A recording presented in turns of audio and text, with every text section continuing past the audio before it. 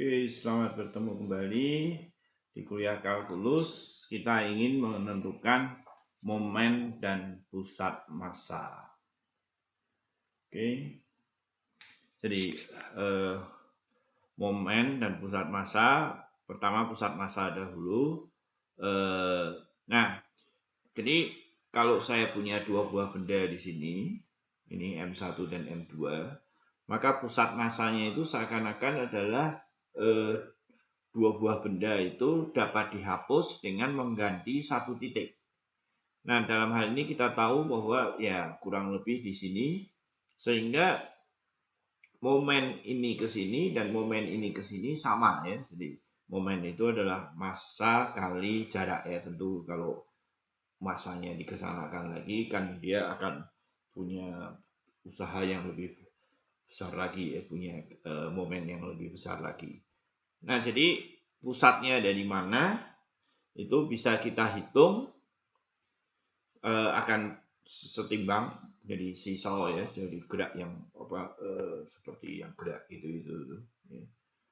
Nah, dia akan setimbang kalau D1 kali M1 sama dengan D2 kali M2, dan itulah letak dari pusat massanya itu. Dengan menuliskan ini sebagai perkalian jarak bertanda dengan massa, maka kita tahu bahwa kalau X1 sama dengan M1 dan X2, jadi ini katakanlah ini sumbu X-nya begitu, sumbu Y-nya, jadi ini X-nya ya. Nah, X-nya sama dengan 0 di sini, itulah sama dengan min D1 ya. Dan itu oke. Nah, hasil kali ini disebut momen, dan momen terhadap titik setimbang sama dengan 0 tentu. Momen ini mengukur kecenderungan benda untuk berputar ya. Jadi hal ini dapat diperumum yaitu apa? Momen terhadap suatu titik 0 ya, itu adalah jadi terhadap suatu titik. Jadi katakanlah ini gini, ini titik 0-nya, ini benda di X1, M1 gitu, maka inilah besarnya momennya dijumlahkan. Nilainya akan sama dengan 0 jika 0-nya itu merupakan pusat massa. Jadi kalau dia pas 0-nya kita ambil di sini, ya dia akan momennya akan 0 di sini.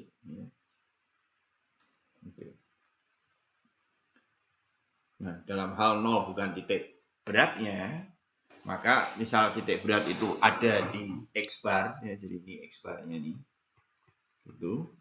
Maka momennya terhadap titik pusat massa itu kan harus 0, tapi jaraknya sekarang menjadi berapa nih?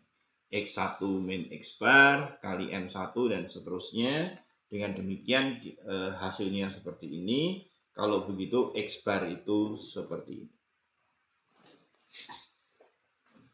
Oke, pusat massanya bisa kita hitung. Nah, persamaan 1 mengatakan bahwa sebagai ganti N massa, di titik X bar itu bisa diganti dengan massa yang beratnya M1. Jumlah dari MI, ya maaf. Oke. Benda dengan massa ini diletakkan pada posisi 1, 2, 4. Carilah pusat massanya. Ya, jadi 4, 2, 6, 7. Pusat massanya dari mana nih? Kurang lebih mungkin lebih berat di sini ya. Dekat-dekat sini lah. Dengan menggunakan rumus di atas diperoleh, ya nggak dihitung, ini orang matematik, tapi kurang lebih kalau orang fisika ya dihitung, ini kan lebih berat ya, jadi mungkin ada di daerah sini. Tapi kalau kita hitung berapa ini? 2 ditambah 12, 28, 42. 42 dibagi dengan 10, 19. 2 lebih ya, jadi di sini lah. Oke. Nah, sekarang kita ingin yang continuous. Misalkan ada benda yang terletak pada AB dengan rapat massa bergantung pada posisi. Ya, jadi bendanya satu dimensi begitu, tapi dia tidak homogen, ya, tidak semuanya sama. Jadi beratnya berbeda-beda. Nah, kita ingin menghitung masanya. Seperti dulu, kita potong kecil-kecil, dan pada potongan kecil tersebut, rapat masanya kita anggap konstan. Dan besarnya konstanta, menurut Riemann, ambil saja sebuah titik di situ, kita hitung itu sebagai massa penggantinya pada potongan kecil tersebut. Seperti biasa, kita potong kecil-kecil, dan kemudian masanya kita bisa hitung, yaitu apa, momennya ya. Ini momennya adalah momen terhadap titik 0, jarak X ini, kemudian masanya kita anggap konstan sebesar delta X yang ada di situ, kali panjangnya ini ya. Jadi mohon perhatikan bahwa rapat massa di sini itu adalah massa persatuan panjang. Ya, jadi harus dikalikan yang panjang untuk memperoleh massa. Ya. Dan masanya sendiri adalah seperti ini. Ini momennya. Ya. Oke. Nah, jadi untuk menghitung pusat massa tadi adalah sebetulnya adalah momen dibagi massa ya tadi ya. Oke. Jadi sehingga inilah massanya, inilah ini adalah momennya, inilah massanya. Jadi kita peroleh X bar-nya seperti itu. Rapat massa suatu benda yang diukur dari salah satu ujungnya adalah seperti ini per sentimeter. Ya, satuan. Tentukan pusat massa benda yang punya ukuran mulai dari X sama dengan 0 sampai 10. Seperti itu, makin ke kanan makin tebal. Jadi masanya adalah ya delta X kali itu ya. Langsung aja ini momennya seperti ini, jadi masanya bisa dihitung. Oke, jadi X bar-nya pusat massa ya, jadi belum dihitung itu. Ya, jadi momen dibagi massa.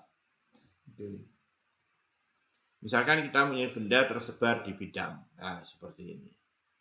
Di mana dia pusat massanya? Yaitu pusat massanya itu kurang lebih kalau dia berada pada bidang ini, maka kalau saya tentukan sebuah titik di situ, nah itu akan seimbang. Nah itulah yang disebut sebagai pusat massa benda dimensi 2. Ya, caranya adalah dengan mencari momen terhadap sumbu X dan sumbu Y.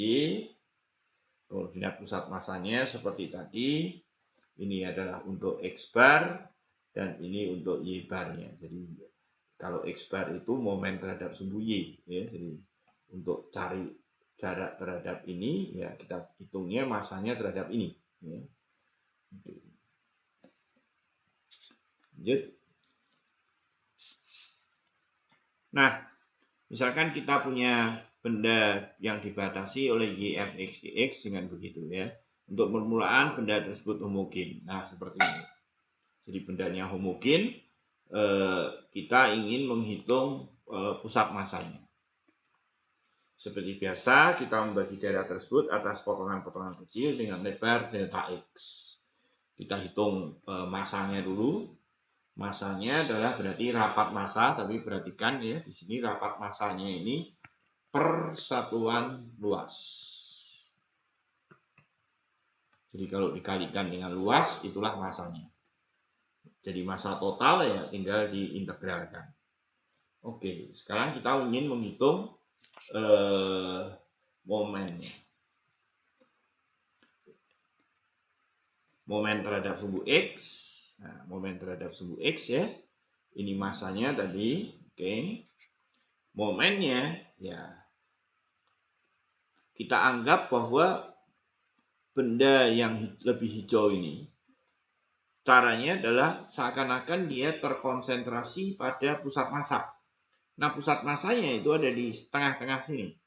Jadi kalau begitu momen terhadap sumbu X-nya adalah massa kali jarak itu, yaitu setengah dari Fx ditambah Gx. Jadi kalau begitu momen untuk benda kecil ini adalah sebesar ini. Ya. Karena momen pusat massanya dianggap terletak di tengah situ kan kalau dia homogen.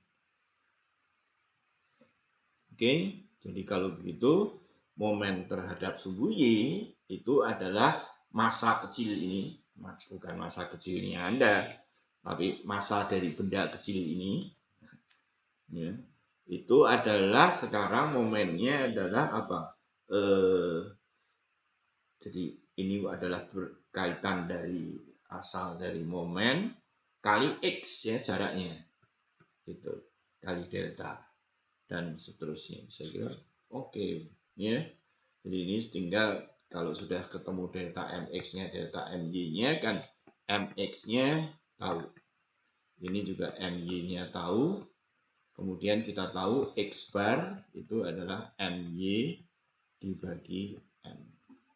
Dan y bar itu adalah jarak itu adalah mx per m. Jadi ada kalau dihafalkannya ya begini. Tapi kalau x bar itu kan kurang lebih kan mengukur jarak ke sini. Jadi harus momennya terhadap ini. Oke.